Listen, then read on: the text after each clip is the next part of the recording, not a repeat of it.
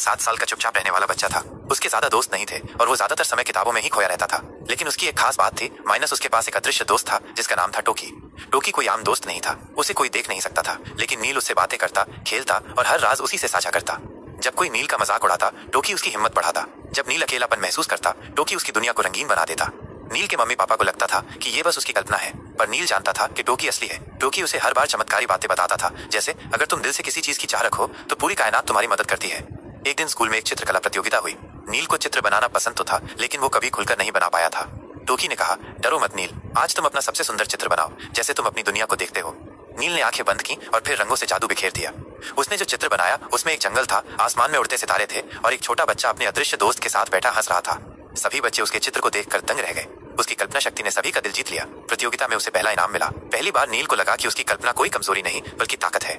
उस दिन के बाद नील को नए दोस्त मिलने लगे, लेकिन उसने टोकी को कभी नहीं भुलाया। टोकी ने धीरे धीरे नील का साथ छोड़ दिया, क्योंकि अब नील खुद आत्मविश्वास से भर गया था। जाते वक्त टोकी ने कहा, जब भी तुम्हें लगे कि दुनिया समझ नहीं रही तो बस आंखें बंद करना, मैं वहीं रहूंगा। नील मुस्कुराया। अब वो जान चुका था कि कभी कभी सबसे सच्चे दोस्त वही होते हैं जिन्हें कोई देख नहीं सकता, माइनस, लेकिन दिल उन्हें हमेशा महसूस कर सकता है। सीख, कल्पना कोई कमजोरी नहीं होती। जब हम खुद पर विश्वास करते हैं तो असंभव भी संभव हो जाता है। अदृश्य दोस्त जैसे टोकी हमें बहुत समय पहले की बात है। एक छोटे से गांव रसपुर में एक लड़की रहती थी जिसका नाम था बिंदिया। बिंदिया को खाना पकाना बहुत पसंद था। वह रोज नए नए व्यंजन बनाती और पूरे गांव में बांटती। गांव वाले उसके बनाए खाने के दीवाने थे। लेकिन बिंदिया का एक सपना था। वो चाहती थी कि उसके हाथों में ऐसा जादू हो जिससे वो बिना आग, बिना बर्तन और बिना सामग्री के भी स्वादिष्ट खाना बना सके। एक दिन जब वो जंगल में लकड़ी इकट्ठा करने गई तो उसे एक बूढ़ी औरत मिली जो बहुत थकी और भूखी लग रही थी। बिंदिया ने बिना कुछ सोचे अपनी टोकरी में रखा खाना उस औरत को दे दिया। औरत ने खुशी खुशी खाना खाया और मुस्कुराते हुए बोली, तू बहुत दयालु है बच्ची, मैं कोई साधारण औरत नहीं, एक रसोई की जादूगरनी हूँ। आज से तेरे हाथों में जादू होगा। बूढ़ी औरत ने एक चमचमाता चम्मच बिंदिया को दिया और कहा, इस चम्मच से जो भी पकाया जाएगा वो न केवल स्वादिष्ट होगा बल्कि खाने वाले की थकान भी मिट जाएगी और उसका मन प्रसन्न हो जाएगा। बिंदिया ने चम्मच लिया और धन्यवाद कहा। जब वो घर लौटी और उस चम्मच से खिचड़ी बनाई तो खुशबू पूरे मोहल्ले में फैल गई। पड़ोसी खुद ही खींचे चले आए। जैसे ही उन्होंने एक चम्मच खिचड़ी खाई, उनके चेहरे पर मुस्कान फैल गई। बिंदिया को समझ में आ गया कि ये चम्मच सच में जादुई है। अब बिंदिया हर रोज गांव के गरीबों, बीमारों और बच्चों को स्वादिष्ट खाना खिलाती। धीरे धीरे उसकी ख्याति दूर दूर तक फैल गई। राजमहल तक उसकी चर्चा पहुंची। एक दिन खुद राजा उसके गांव आया और बिंदिया से खाना बनाने की विनती की।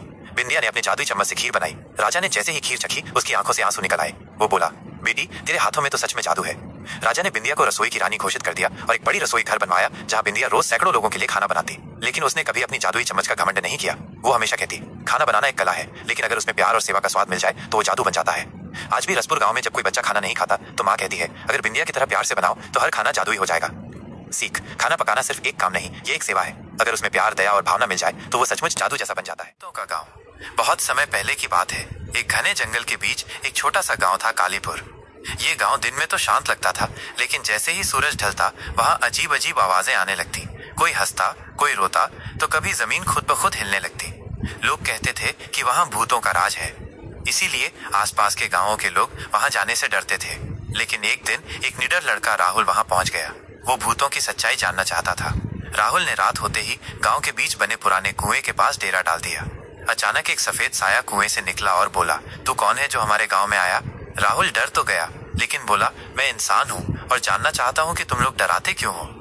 तब एक बूढ़ा भूत बाहर आया और बोला, हम कभी इंसान थे लेकिन गांव में धोखा खाकर मर गए। अब हम चाहते हैं कि कोई हमारी कहानी सबको बताए। राहुल ने उनकी बात सुनी, कहानी लिखी और शहर में सबको बताई। तब जाकर भूतों की आत्मा को शांति मिली और कालीपुर फिर से एक सामान्य गाँव बन गया। सीख, डर के पीछे भी कोई सच्चाई छिपी हो सकती है। समझदारी और साहस से हर रहस्य सुलझाया जा सकता है।